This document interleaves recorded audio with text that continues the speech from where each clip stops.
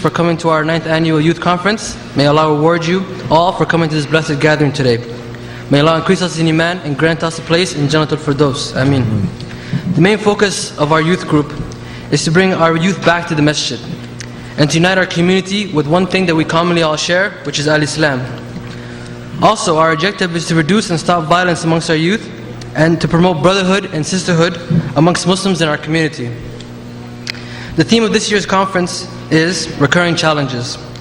We have chosen this topic so that we can help our Muslim community combat different challenges that we face on a daily basis on a road towards worshipping Allah subhanahu wa ta'ala. Today we have 4 speakers, beginning with Sheikh Kamal El Mekki, who will be beginning right now, Sheikh Abdul Bari Yahya, Ibrahim Downey, and last but not least, Sayyid Ragi, who will be coming later on tonight.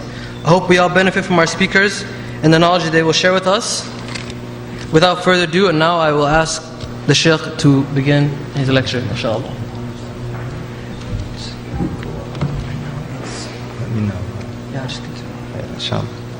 Assalamu alaikum wa rahmatullahi wa barakatuh. Alaikum assalam. Me? Okay. Bismillahir Rahmanir Rahim. Alhamdulillahi Rabbil Alameen.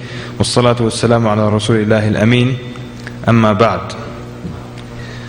The topic of the lecture that I have to give is the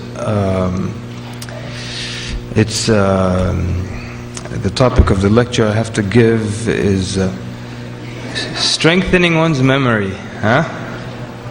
Strengthening one's memory. Okay.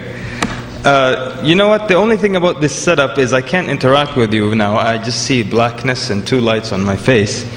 But I wanted to really find out from you if you really care about your memory. Maybe I can see some hands. Who cares about? No, be honest now. Don't just say Alhamdulillah. You know. Who really cares about their, strengthening their memory? Could you put your hands up?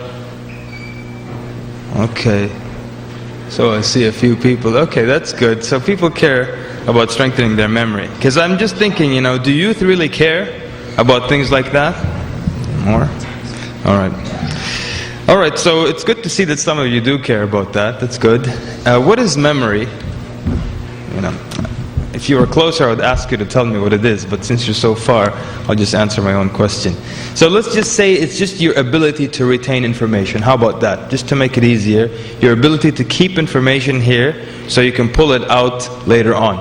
There are really 2 types of memory, really, in the brain. There are 2 types of memory that you store. There's long-term memory and there's short-term memory. Obviously the one we want to talk about today is long-term memory. This is the kind of memory where you sit down and you purposely memorize something, either it's ayat from the Quran or a hadith or something from your science book for a test or an exam that you have. So you're making effort to store it in a place where you can get it again in the future. In the near future, maybe beyond that. Now, is also the same type of memory that you use to remember your address and phone numbers and things of that sort. But now of course there's also short-term memory. This is a place where the things that you see that you don't really need to keep for long, it goes there temporarily. For example, let's say you have a phone book over there and you need to make a phone call. So you go look at the phone book, you get the number. What do? You repeat it to yourself a few times. By the time you come here, you still remember it. It's part of your short-term memory. You still remember it. But then at night or 3 days later, you don't remember it anymore. Why? Because you stored it in your short-term memory. Someone's having a good time over there. I wish I was there, huh? Alright. So this is short-term memory, long-term memory. And have you ever experienced what they call déjà vu? Anyone experienced that? Yeah? And it's kind of basically when you see a scene or something and you've seen it before. And you keep telling yourself, what was this? Was I like a bird in another life? We don't believe in that stuff, right? So how do you explain that? And one of the best explanations we found is they tell you that, usually the things that you see while you're driving, the color of the car in front of you, it goes into your short-term memory. But 2 days later, you don't remember what the color of the car in front of you was, what the license plate was, because it's erased immediately. So they say that when you see something instead of going to the short-term memory, by mistake, it goes to the long-term memory. And so you feel that you've seen this before, because you have a memory of this before. But it's just like an electrical mistake in the brain, where you just see something, instead of going to short-term memory, it goes to long-term memory. So that's kind of the phenomenon behind that. I need to speak louder still? Okay. A little bit more, I'm going to be having this for breakfast. So, okay. So now the other thing is, what's the golden age of memorization? You know? Anyone know? Who can tell me when it ends? Naam? Somebody yell something out. 60? Oh, 40? No, the golden age. You can memorize the Quran until 60. I know of a sheikh, he memorized the Quran in his 60s. 12? No. Alright, stop guessing. I thought somebody maybe has read something. They tell you the golden age is basically from whatever you... Khalas, we're done with that segment. So, until 23. That's the golden age. From whenever, 3, 4, 5 years old, until 23. That's the golden age. You can still keep memorizing, your brain still works beyond that, but this is the golden age. So those of you who haven't reached that age yet, take this opportunity. But let me ask you this, what are you here in the audience, what are you trying to memorize? Quran? Anyone trying to memorize anything else? No? Anyone just trying to generally improve their memory? You know, when you get directions, you stop and ask someone for directions. He goes, at the next light, it's called this street, make a right, and then you'll see another road called this, make a left. You say, thank you. By the time you roll up your window, you forgot everything. Right? Okay. So generally, let's say the main point is to memorize the Quran, and then from there on maybe to memorize the adhkar, memorize a hadith, or memorize knowledge in general. And alhamdulillah, I see some more people today with papers and taking notes. That's good. Why memorize anything? And the scholars say that the thing about true knowledge is it's in the head. True knowledge is in the head. So if I would have lost my notes for this lecture today, I'll just have to come here and sing you a song, maybe dance or something, and that's it. Because true knowledge is up here. There was a story of a man who went to copy this book. So he went and he traveled a long way through the deserts, and he sat down for months. He was copying this book. And then on the way back, he's got his copy now. This is way back then. They didn't have printing presses and copy machines. So he copied it by hand, the whole book. On the way back, their caravan was stopped by a bunch of highway robbers. So the guy asked him, what do you have with you? He said, look, take everything I have. Take clothes, take my money and everything. But I spent the last year writing this book, copying it. And that's all that I came for. So just leave me the book. So the gang leader, he said, you spent your whole year writing this book? What if I just take it from you right now? And he took it from him. So the guy was a bully basically, but he learned the lesson that the knowledge should be up here and not just in notes. I'll tell you of a really weird man that we met in Virginia, in the United States. This guy, a friend of mine was talking to him, and he noticed the man thinks of himself as a scholar, and he is below average in his knowledge, but he was talking like he's the scholar of the ummah. So my friend just wanted to test him because he was speaking a bit strange. He said, so are you telling me you have more knowledge than the scholars of Islam before, from Ibn Taymiyyah and so on and so forth? He said, yes, of course I have more knowledge than them. He said, how is that? He said, because you can ask me any question, I can go look it up. So mashallah, that's what a scholar is. So I can say, ask me any question in the world, I'm the world's most knowledgeable man in any topic. Even if it's medicine, you ask me a question, just wait here. And then I go home, I look it up and I read books and I come back and say,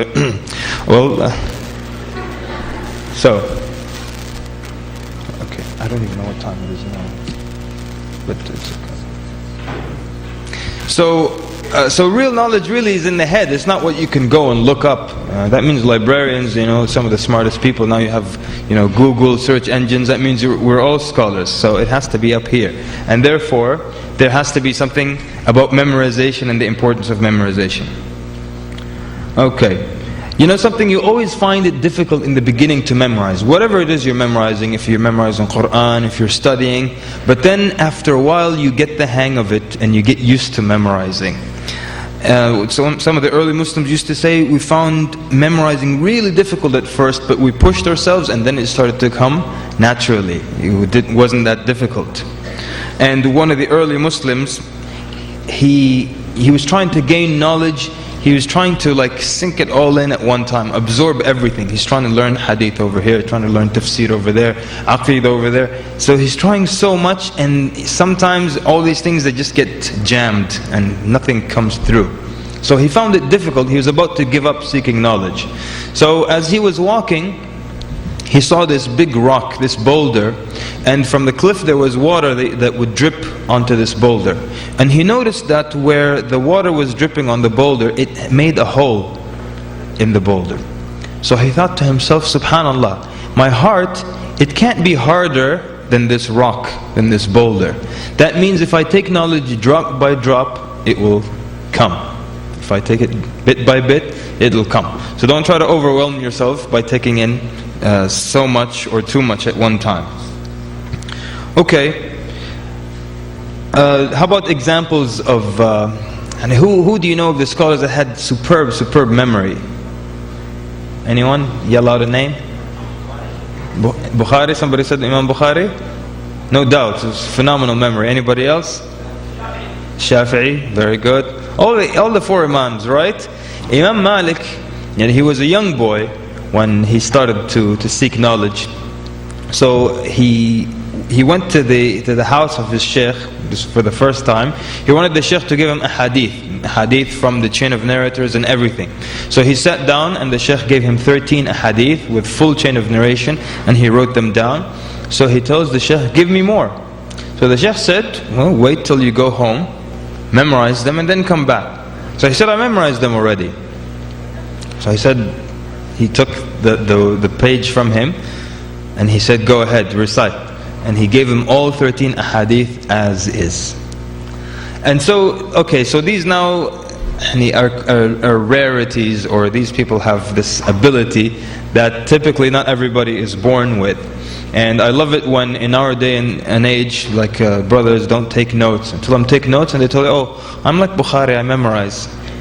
MashaAllah. Maybe you memorize Britney Spears songs or something. Okay. So, the point is, I mean, even Imam Bukhari himself, he used to write things down. He would memorize it in the class, but then when he would go, he would start to write things down. Alright, so what are the things that improve your hifz, your memorization?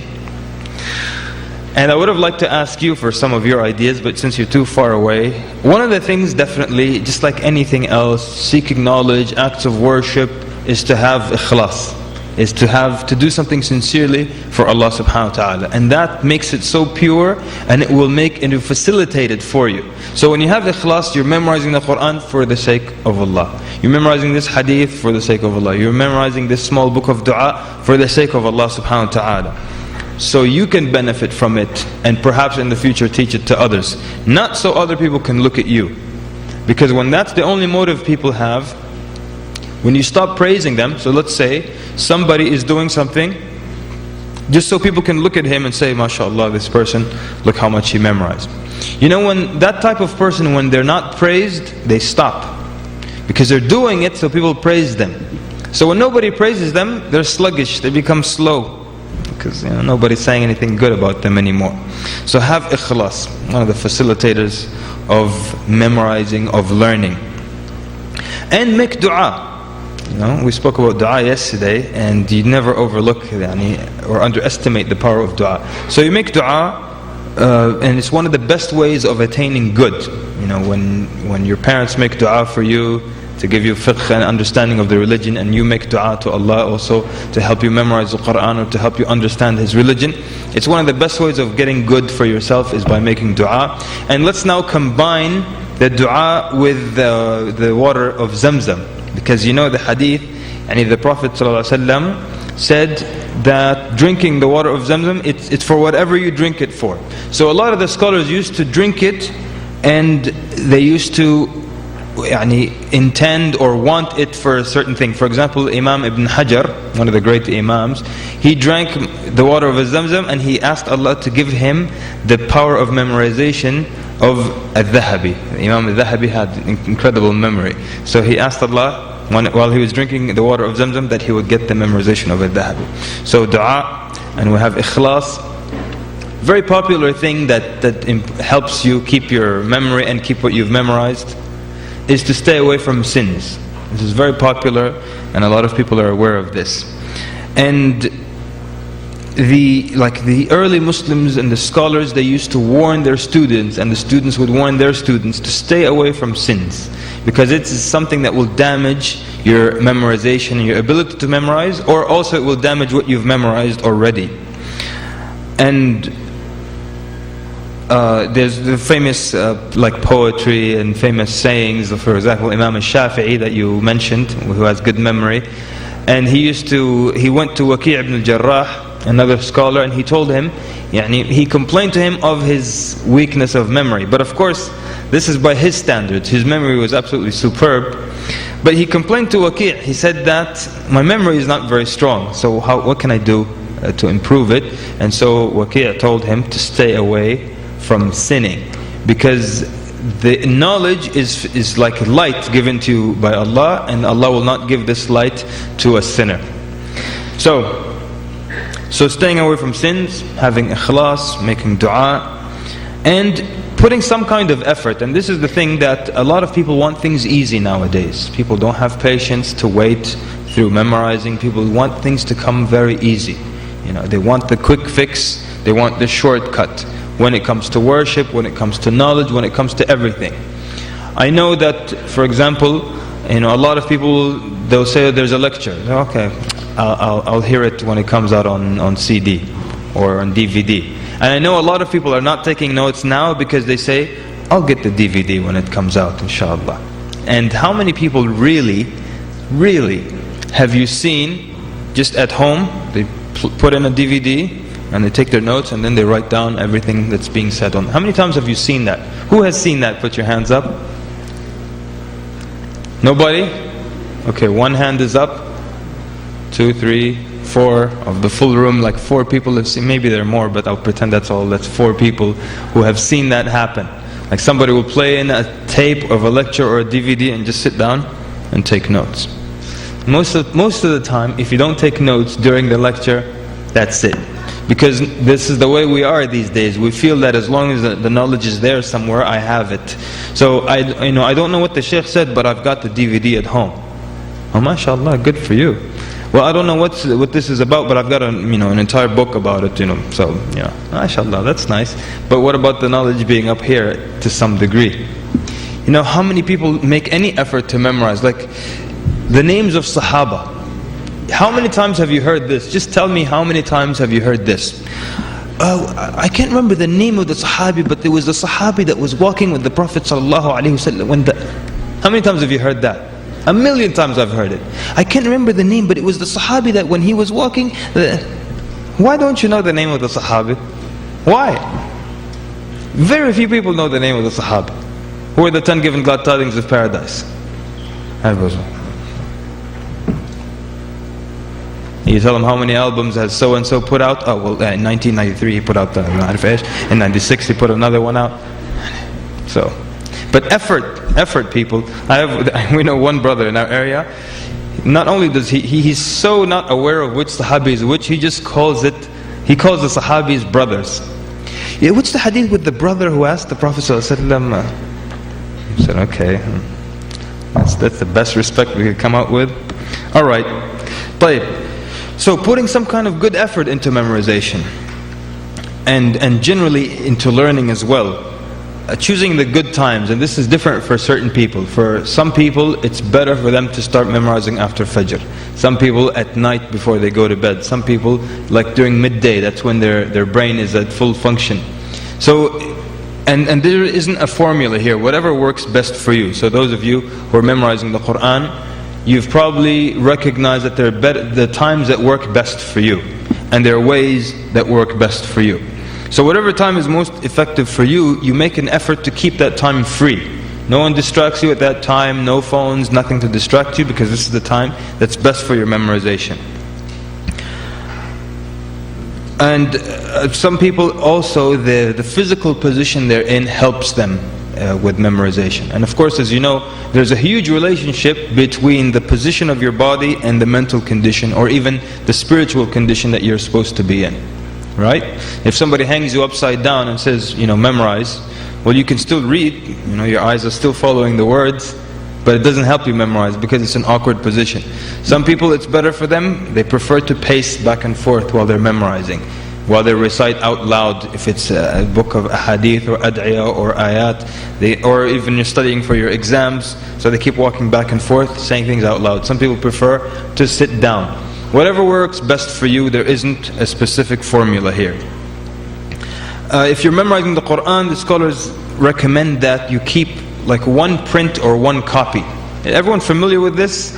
How like sometimes you know that the verse number 10 is at the bottom of the surah and you can see it while you're reciting. But if you use a different one every time, and every time it's in a different place, you don't have one clear image of where it is. And so it assists you to memorize by keeping just one copy that you use, or one manuscript that you use.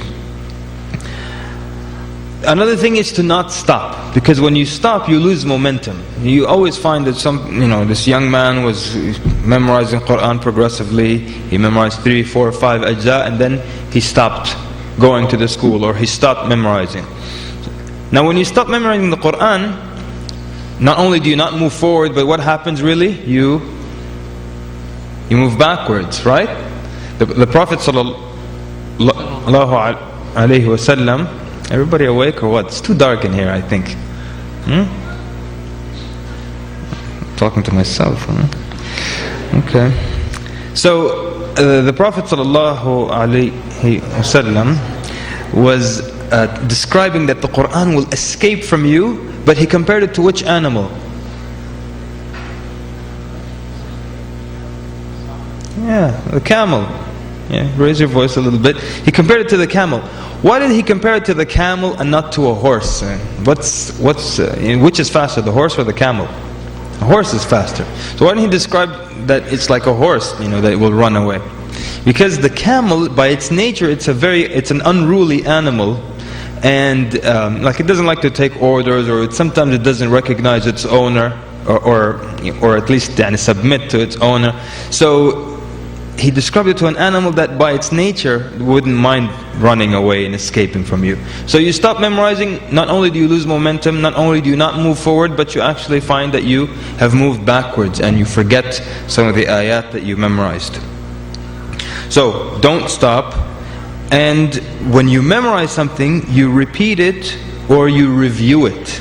You repeat or you review, because if it just sits there, it might start to disappear. Even if it's not Quran, it might start to disappear. That's why you have some of the scholars, like for example Imam al-Zuhri rahimahullah, he used to repeat his ahadith. So he would learn and memorize the hadith, then he would come home and he would tell the servant girl the hadith. So the servant girl, she's sitting there, young girl, she wants to play or she wants to work, and he's telling her, حدثنا فلان عن فلان, and then she's just listening to him. And when he would finish, she would tell him, why are you telling me this hadith? What should I benefit from this? And he would tell her, I just wanted to repeat it to somebody. Some of the students of knowledge before, they would just stop kids in the street and stop them and tell them the hadith, just to repeat it so it stays in their mind. So you repeat it. And something very important is that you act upon it. And this is very important. We're going to look at that later on in more detail, inshallah. You act upon it. For example, you memorize the book of dua, right? So dua for travel, the dua for entering the house, leaving the house, entering the masjid. If you memorize the dua and you don't use it, then you put yourself again at risk of losing what you have memorized. So one of the ways to keep it in your mind is to keep repeating it, or to keep using it as well. If you've heard of some of our contemporary scholars who have memorized like books or volumes upon volumes of books, they review these books to keep it in their memory, to keep it fresh. They review these books. And some of them have a phenomenal memory. And like I said, part of that, some of it maybe is attainable through practice, but some people are just, mashallah, beyond normal. There was one scholar, and there's a teacher at a university, and he was looking for a specific word in Arabic, and he couldn't find it in some of the largest lexicons. He couldn't find this word. So there was an older sheikh, he went to him, and he asked him this word. He said, you will find it in the book of such and such, and in the volume number this, page number that. He tells him by volume, by book, and by page number. He said, I went and got the book from the library, and then I came back to the sheikh. This is a true story.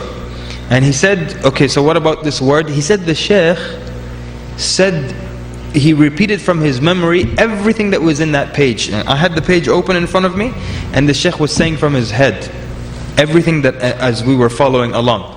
So I said to the sheikh, Ya sheikh, I think you probably reviewed this book today, this morning. So the sheikh said to him, this is stuff that we memorized when we were 17 years old. Memory stayed with him all that time. Okay. What else helps memorize? Somebody yell something out. Not an insult, but something that helps memorize. Naam? Dua. You said dua, good. Something that I've been mentioning it here and here, but I didn't say that this is something that helps your memory. This is something that okay, this is a very clear hint now. It's something that you memorize and it helps memory. Somebody said it. Quran. Yeah? I mean, part of training yourself to memorize, through memorizing the ayat of the Quran, that's a training in memory. And then once you memorize the Quran, does it make it easier for you to memorize other things? Yes, you've probably seen that. You've probably seen a lot of young huffaz, they memorize the Quran, and after that they memorize the book of Bukhari, for example. Or they memorize the fortification of the Muslim, the whole thing, every dua in it. So why is it that you always find this, once they memorize the Quran, they have this excellent ability to memorize other books? Why do you think? Probably the Quran does something, right? To your noodles up here. Helps you memorize. And actually there's a study that was done in 2000, the year 2000, in the University College of London, and they did this experiment with the taxi cab drivers. They did a brain scan on them. And I don't know if you know this, but in Britain, or like in London, they have two kinds of cabs. There's that black ugly car you've probably seen in the movies, extremely ugly car. That's the taxi cab. And then they have other taxi cabs, the regular cars. The black one is the more expensive one. You find that downtown, and it's extremely, extremely difficult to pass the test. The last time I was in London, a taxi driver, not the black one, he was telling me that they make much more money than we do. I said, well, why don't you get one of those ugly black cars? He said the test is unbelievably difficult. It's so difficult. I mean, they could ask you any two questions from about 400 possible roads that you can take. But you have to know exactly how to get there, and how far it is, and how long it would take, and estimate the fare as well. And they could ask you for the smallest little street that you're not aware of, but you have to know it like the back of your hand. It's a very difficult test. So, rightfully so that they would do the brain scan on these people. So they did this brain scan on 16 different cab drivers. And they discovered that the hippocampus, okay, I'm not talking about a large mammal at your university. The hippocampus is the part of the brain that stores long-term memory. They noticed that the hippocampus in these cab drivers was more developed and larger, or the back end of it was larger than in controlled, meaning regular other people, non-cab drivers. So the study was like an indication that perhaps the act of memorization, it changes the brain structure and improves your brain and your general ability to memorize. So if we can, base off of this study, say that those who memorize the Quran, the practice of memorizing the Quran, it improves the structure of their brain, or improves their ability to memorize, and that's why you find so many huffaz, they're able to go on and memorize other things and things of that sort. There was one of the famous ways, or it's considered the best way to memorize anything, is through repetition. Repetition. One of the best ways to memorize until today is just to keep repeating something until you memorize it. And you've probably had maybe a study partner where it takes you a while to memorize, and they've already memorized it. But you know what? Usually, what happens? The shorter it takes you to memorize something, more or less, the quicker you forget it. I used to study with my friend a long time ago in the 1940s, and I used to I would look at it, in 2 minutes I've memorized it, and he's still going through, and he looks at me like, "You memorized it?" So yeah, I memorized it. But then 2 days later I forgot it, and he still memorized it. It took him more time. There was a famous story of a faqih, and he had these lines, and he was memorizing them. So he was walking around the house and just repeating the verse over and over and over. And there was an old lady in the house, maybe his mother-in-law or somebody's grandmother or his mother. She was sitting and she just keeps hearing him repeat it. She's like, "What is it with you? You still haven't memorized this?" "I memorized it sitting here." So he's like, "Oh yeah?" And he tested her. He tested her, and she did it. She memorized everything. It's like, and then of course now she got attitude and stuff. She's like, "So I memorized it, and you're still sitting here repeating this all day. You give me a headache." So he came to her 2 days later. He said, "Okay, tell me the line." There were like 70 lines. He said, "Tell me the lines again." She could remember them. And he told her, "I was repeating it constantly, so what happened to you would not happen to me." You see? And so repetition is until now considered to be the best way of memorizing. And some scholars say if you repeat something from 25 to 30 times, that you'll memorize it. Some have even said 50 or 55 times until you memorize it to the point where you can't forget it easily, or you can't forget it anytime soon. And even just so you can benefit, if you have a presentation in your school, or you have a reading. See, a lot of times when you're about to read something, you think, "Well, I know how to read," so you don't practice it. And then you come on in front of the mic and you're like, and the faqih was repeating the old woman, because the flow is not there. You notice the newscaster, when they read, well, now they don't do that anymore, but in the good old days when they used to read, they could look up for a while and they could keep saying what they're reading from their head. Why? Because they've semi-memorized it. So they tell you to present something well, you have to read it at least 25 times. 25 times. You have almost memorized it, and it comes so naturally. Even if you lose your spot in the page, it's still in your head. So that's just as a beneficial point for you. But you memorize, it's one of the best ways, so you don't forget, and it's one of the best ways to remember in a way that it doesn't just evaporate a few days later. Because now, especially in our day and age, there's so many things that are competing for your attention. And to sit down and memorize, this is something that's kind of difficult now. Why? We're used to everything being fast-paced, everything has flashing lights and sounds and music with it, and so you have to sit down and keep repeating something. It's very difficult. That's why so many kids have, ADD these days. It's not funny. I don't know why you're laughing. Really, so many kids have ADD because they can't. They can't sit still for a minute. They want to see images. They want to see commercials and Tricks the Rabbit, and they want to see stuff. They can't sit down and be quiet. So things are competing for your attention now, and there's TV and there's internet, and it's constantly. And now we're training kids so that their brain does. There's video games. I forgot to mention that. And you see, in one part of the world, you think that nobody plays video games. But then I was surprised to discover so many brothers, mashallah, and they play video games. Brother have his beard down to here. Wallah, alhamdulillah, brother, these days I'm playing a video game. I have made good progress, alhamdulillah. MashaAllah. This other brother, he was playing this game where you conquer the world, right?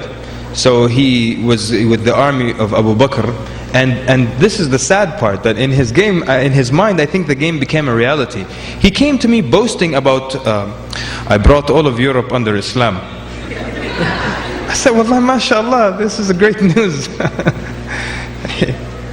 Playing a video game like that. And another brother, I met him in Ramadan. And he was like, yeah, these days I'm playing, that's that game where you get off your car, you can kill people and steal things. And what? GTA. So in Ramadan he's playing that. He got his beard up to here. He's playing Grand Theft Auto. After Taraweeh he's like, okay, where was I? Oh yeah, I'm robbing this store. Okay, let me finish. See, the sisters are laughing, but the brothers are not. What could that say? Brothers have the game on pause right now at home, huh? When they go home and say, okay, akhi, astaghfirullah, brother Kamal said, don't rob the store, so I'm just going to get back in the car and drive around town. Alright, so, enough with the corny jokes. You teach knowledge to others, it helps it stay in your mind. One of the best things for you to learn is to teach others. No doubt. One of the best ways for you to learn is to teach others, because you sit and you gather so much information and then you write it, and so much happens when you write something down. I had a teacher in 6th grade, he used to make us write the entire science experiment out and then give the results. And so we just wanted to copy it or copy and paste it. No, you'd have to handwrite it. And he used to always say, so much happens when you go through this process of writing something down, and so much happens up here. So Ali radiallahu anhu, he used to compare knowledge and money. He used to say knowledge is better than money, because knowledge protects you. Yeah? Knowledge guards you, while you have to guard money. True or false? True. And then he says, knowledge increases with disbursement, while knowledge decreases. True or false? True, huh? False. True. But I'm just wondering, the energy, what's happening? I don't know. Too much, breakfast was too heavy, stay up late last night. Alright. So when you teach others, it increases. So everyone believe that your knowledge increases when you teach it to others? Does that make sense? Why? Why would that make sense? Naam? Why would it make sense? You repeat, yes, but why would it increase? You would just, okay, so the same knowledge, but now it's more solid. But why would it increase? The more you teach something, the more you contemplate about it. If you're teaching tafsir, for the 3rd, 4th time you start to realize something about this meaning of this ayah, and why this word was before that word, and why this ayah was before that ayah, and what's the link between this segment of this chapter and the next segment. So the more you teach, the more you contemplate, the more you think, and the more you learn about what you're teaching.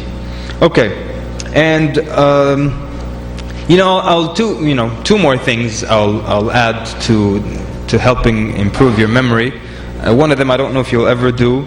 It's basically al-hijama. The Prophet ﷺ said in a hadith that cupping, it helps your memory as well. How many people have been cupped over here? Hands up. Cupping, hijama, it's like, it's bloodletting, they call it also. If all these terms don't make sense, basically they put a cup on your back, they suck on your skin, and then they cut you up. And alright, who has experienced that?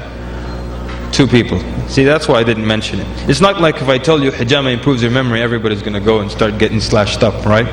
So okay, but that's just for your knowledge that hijama improves memory. And honey also improves memory. Some of the early scholars, Imam al-Zuhri and others, they used to say that honey is good for the memory. So is there any scientific evidence to this? No? You're so sure? Yes, there is actually. One of the things is that, first of all, honey, it has free sugar molecules, and your brain is like one of the largest consumers of sugar. And honey also has the ability to get into your blood very quickly. If you consume some honey and you drink some water, it can enter your blood within 7 minutes. So it's actually good for the brain, and it actually, it's known to help improve memory. Okay, I'm just gonna stop anyways. Khair inshallah. I agreed with Sheikh Uthman that I was going to stop here and just make a quick mention of some other points. Yeah? Is that fine with you? Jazakallah khair. So, well, and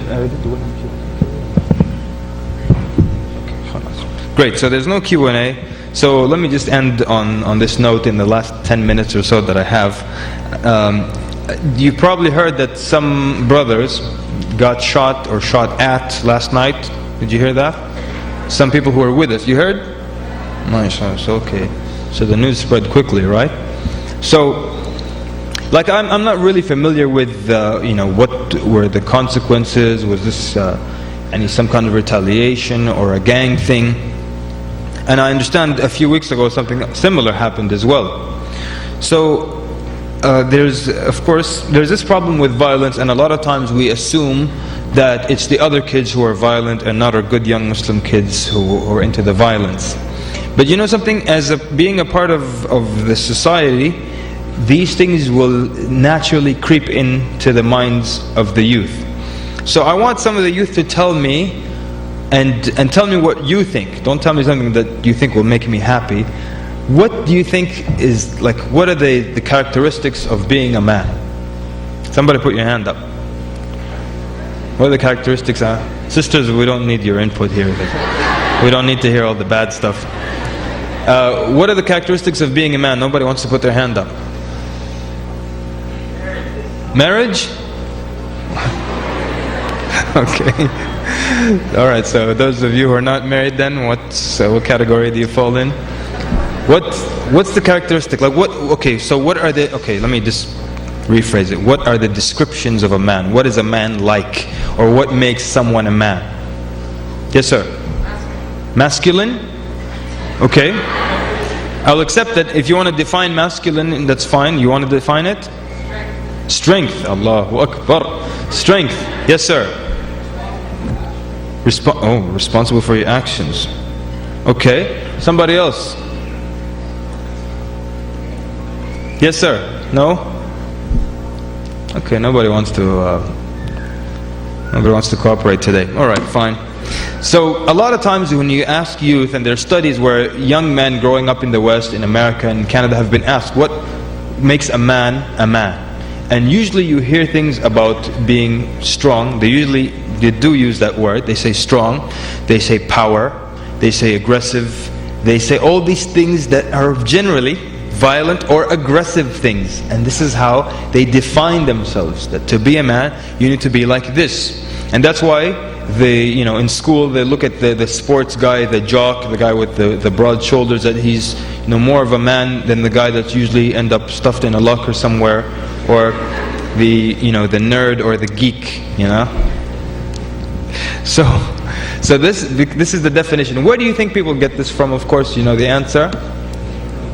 From the media, from television, and from stereotypes, from music, right? This is what you're told. And of course, one of the most popular forms of music would be what they call hip hop or rap. And basically, what is the general message there?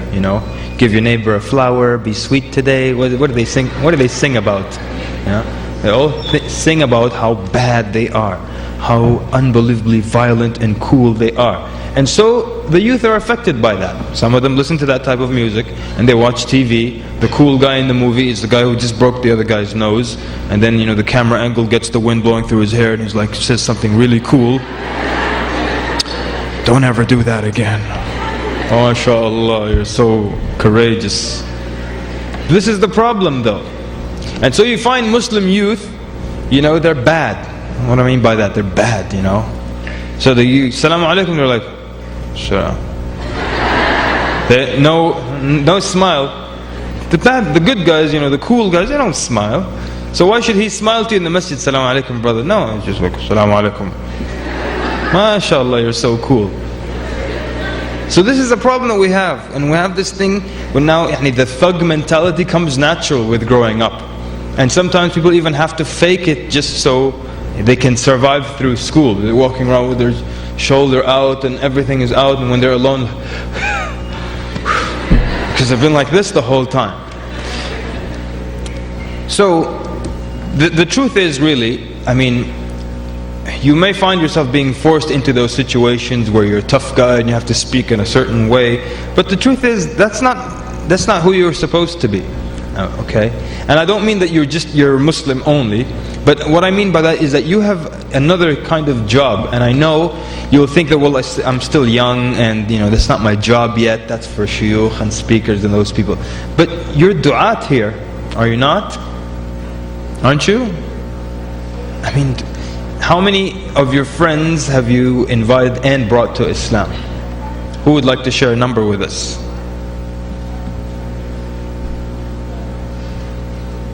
Sisters, maybe? Are you telling me this room, how many people are in this room? 500. 500. And 500, a lot of them are Somalis, so, I consider that good quality, inshallah. That's how I feel, So if a bunch of Arabs and stuff, I'll be like, whatever, I'm just saying that. If you were Arabs, I'd be like, Arabs, But seriously, are you telling me 500 people and no one here invited anyone to Islam? Maybe you were taught that this is the job for those du'at. The imam of the masjid can do that. Oh, one sister, where is this? Where is this? MashaAllah. And another one? 2, 3. How come these hands start coming up now after I reprimand everybody? 5 from the sisters. Brothers? 6. We got one brother. 2, 3. What's happening over here?